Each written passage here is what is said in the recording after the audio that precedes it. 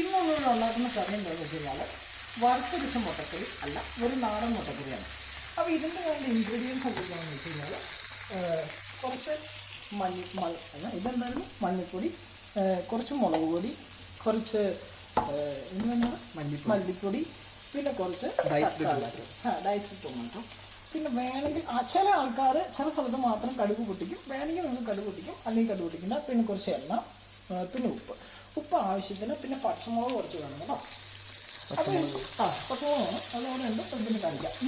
ചിലപ്പോൾ ആദ്യം കണ്ട് ചെയ്യേണ്ടതെന്ന് വെച്ച് കഴിഞ്ഞാൽ കുറച്ച് എണ്ണ ഒഴിച്ച് നമ്മൾ കടുക് പൊട്ടിക്കാം.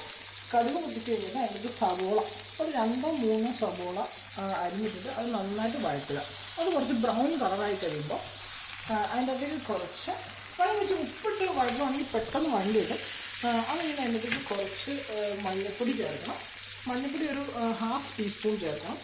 പിന്നെ അത് പതുക്കെ ഒന്ന് വരഞ്ഞ് കഴിയുമ്പോഴത്തേനും അതിൻ്റെ അകത്തേക്ക് ഒരു കുറച്ച് മല്ലിപ്പൊടി 2 ടീസ്പൂൺ ചേർക്കണം.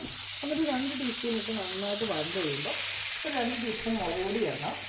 അത് കഴിഞ്ഞിട്ട് കുറച്ച് ഇഞ്ചി പേസ്റ്റാണ് ഉപയോഗിക്കുന്നതെങ്കിൽ ഇഞ്ചിയും വെളുത്തുള്ളിയുള്ള ഗാർലിക് ജിഞ്ചർ പേസ്റ്റ് ഉപയോഗിക്കണം. ഇനി അതല്ല നമ്മൾ ഒറിജിനൽ ഗാർലിക്കും ജിഞ്ചറുമാണ് ഉപയോഗിക്കുന്നതെങ്കിൽ ആദ്യം സവോള ഇടുമ്പോൾ അതിൻ്റെ കൂടെ തന്നെ വഴറ്റണം.